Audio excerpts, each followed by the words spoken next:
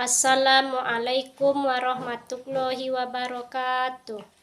Saya Nelly Alvina dari mahasiswa Universitas Pasir Pengarayan kelas 2 Mahato dengan nomor NIM 1825200.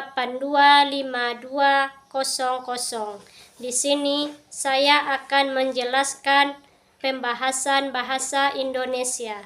Bahasa terdiri dari 12 sifat, yaitu salah satunya yaitu bahasa itu adalah sebuah sistem, yang berarti bahasa memiliki susunan teratur berpola yang membentuk suatu keseluruhan yang bermakna atau berfungsi. Yang kedua, bahasa itu berwujud lambang. Kata atau gabungan kata dalam bahasa terdiri atas lambang-lambang bunyi. Contohnya adalah huruf A sampai huruf Z. Yang ketiga, bahasa itu berupa bunyi. Namun, spesifik terhadap bunyi-bunyi bermakna yang dihasilkan oleh alat ucap manusia. Bunyi tersebut disebut dengan fon atau fonem. Yang keempat, bahasa itu bersifat arbitrer, dipilih secara acak tanpa alasan tetapi berdasarkan kebiasaan. Contohnya, sepatu disebut sepatu. Mengapa tidak disebut alas kaki? Karena bahasa itu arbiter. Yang kelima, bahasa itu bermakna. Kata atau morfem pada dasarnya telah memiliki makna. Namun jika disusun dalam kalimat tidak bermakna, maka kalimat tersebut bukanlah bahasa. Oleh karena itu, segala ucapan yang tidak bermakna bukanlah bahasa. Yang keenam, bahasa itu bersifat konvensional. Bahasa haruslah mematuhi konvensi bahwa lambang tertentu digunakan untuk mewakili konsep yang diwakilinya. Jika tidak dipatuhi, maka akan terjadi hambatan komunikasi yang terjadi karena hambatan bahasa. Yang ke-8, bahasa itu bersifat unik atau memiliki ciri khas spesifik yang tidak memiliki oleh bahasa lain. Contohnya, susunan kata dalam kalimat bahasa Indonesia sangat menentukan makna, sedangkan dalam bahasa Latin tidak. Selanjutnya, bahasa itu bersifat universal. Meskipun unik, bahasa tetap memiliki ciri sama yang dimiliki oleh semua bahasa di dunia.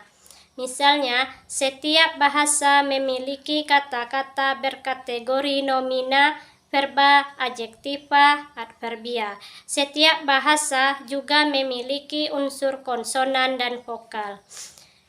Bahasa itu bersifat produktif. Artinya, bahasa banyak menghasilkan unsur-unsur yang tidak terbatas jumlahnya. Contohnya, dari beberapa huruf akan tercipta banyak kata yang berbeda. Dari beberapa kata akan tercipta banyak kalimat yang berbeda. Selanjutnya, bahasa itu bervariasi. Suatu bahasa dapat memiliki bermacam idiolek, dialek, dan ragam yang berbeda. Idiolek adalah variasi bahasa yang bersifat perorangan. Contohnya, setiap orang memiliki gaya bicara yang berbeda. Dialek adalah variasi bahasa yang digunakan oleh sekelompok masyarakat pada suatu tempat tertentu. Oleh karena itu, bermunculan variasi bahasa Sunda, bahasa Jawa, bahasa Flores, dan sebagainya.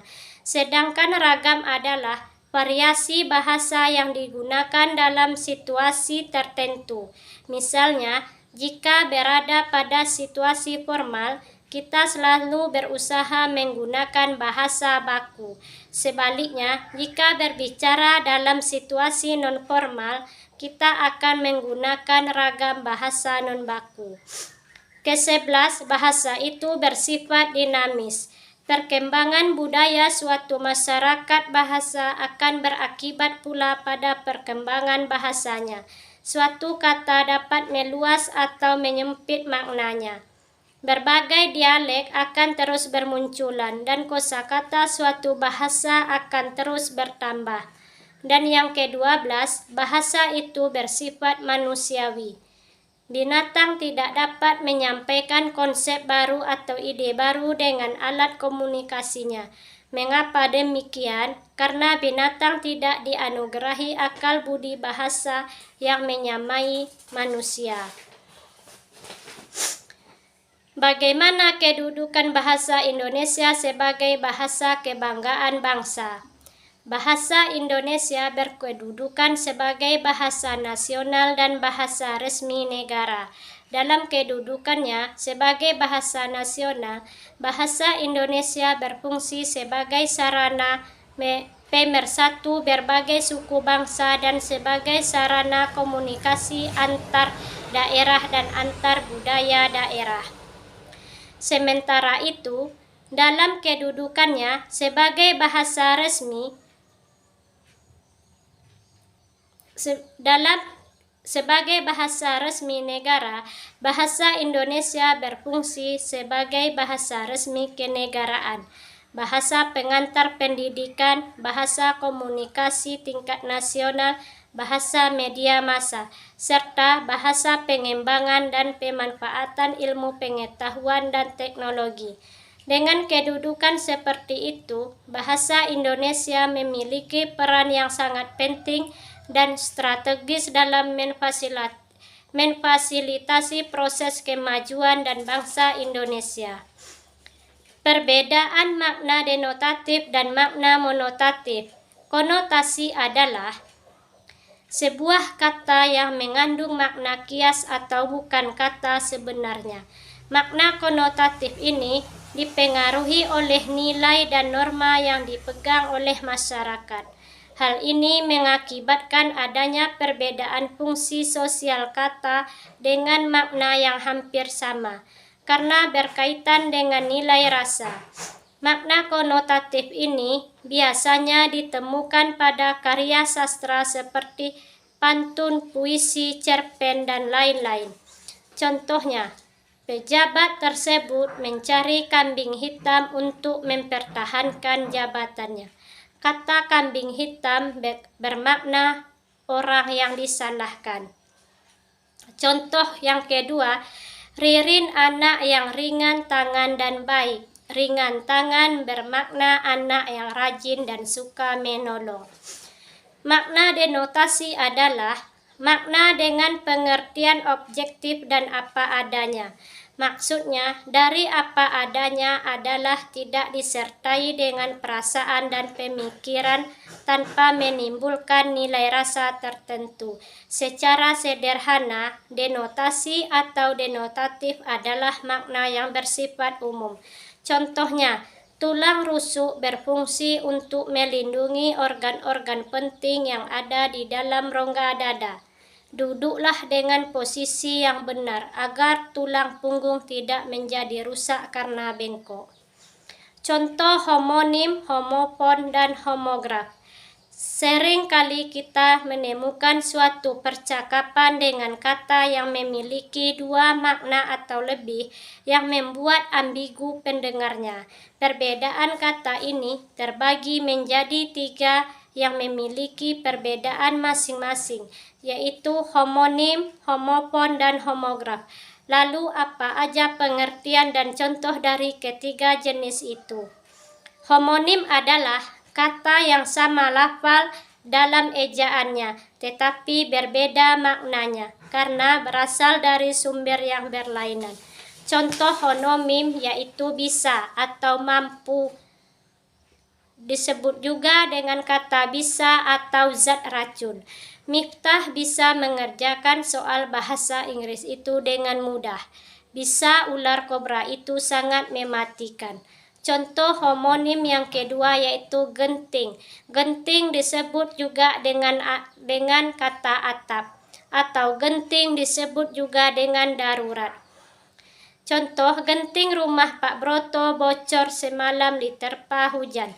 Suasana ruang UGD sangat genting karena terdapat korban kecelakaan dalam keadaan kritis. Pernahkah kalian mendengar kata yang sama saat pengucapan tetapi yang dimaksud berbeda arti dan penulisannya?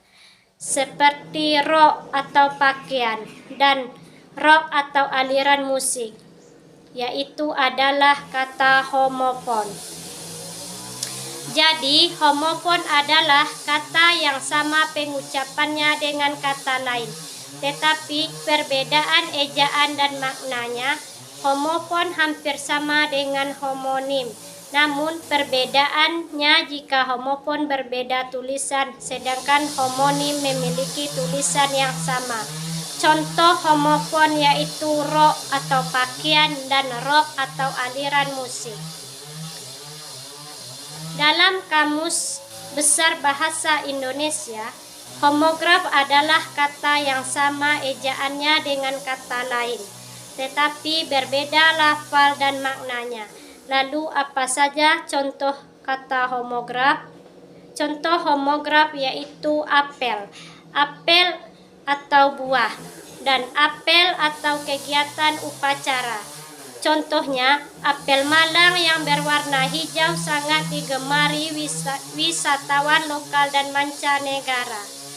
Contoh kedua, setelah hari libur Natal, para PNS mengikuti apel pagi untuk pengarahan awal kegiatan.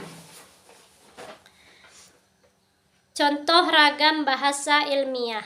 Bahasa Indonesia ragam ilmiah adalah bahasa yang digunakan untuk mengomunikasikan hasil kegiatan ilmiah. Pilihan kata dalam bahasa Indonesia ragam ilmiah bisa berasal dari kosakata bahasa Indonesia, penyerapan bahasa daerah maupun kosakata bahasa asing tertentu. Contoh 1.